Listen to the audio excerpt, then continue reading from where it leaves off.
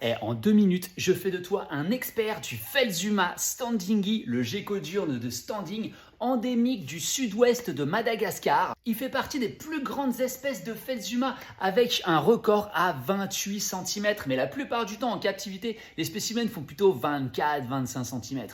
Il vit plutôt dans les forêts sèches, donc ça c'est vraiment très différent de ce qu'on a l'habitude avec le cléméry, le laticoda, le grandis qui eux vivent dans des milieux qui sont un petit peu plus humides. Donc là ton terrarium tu vas le brumiser le matin, tu vas peut-être le brumiser un petit peu le soir, mais ce qui est très important c'est qu'il faut qu'il sèche. Donc trouve-moi un terrarium grillagé sur le dessus, mais pas sur les côtés, hein, parce que quand il va faire ses besoins sur les parois, ça va être compliqué à nettoyer. En termes de chaleur, on va à un point chaud situé entre 33-35 degrés, mais très localisé, hein, très localisé. Le reste du terrarium va être plutôt aux alentours des 24-25 degrés. Côté UV, là on est beaucoup plus haut que la plupart des Phelsuma, on va être en zone 3. Un UV zone 3, c'est des UV forts, d'accord? Mais ça ne veut pas dire que tout le terrarium doit être illuminé. Non, attention, tu vas leur mettre des zones d'ombre. Donc ça, on peut le créer avec des morceaux de liège, avec des plantes. Et les plantes, parlons-en. On peut mettre des plantes là-dedans si c'est sec. Mais carrément, tu peux mettre des sansevieres par exemple, tu peux mettre des succulentes.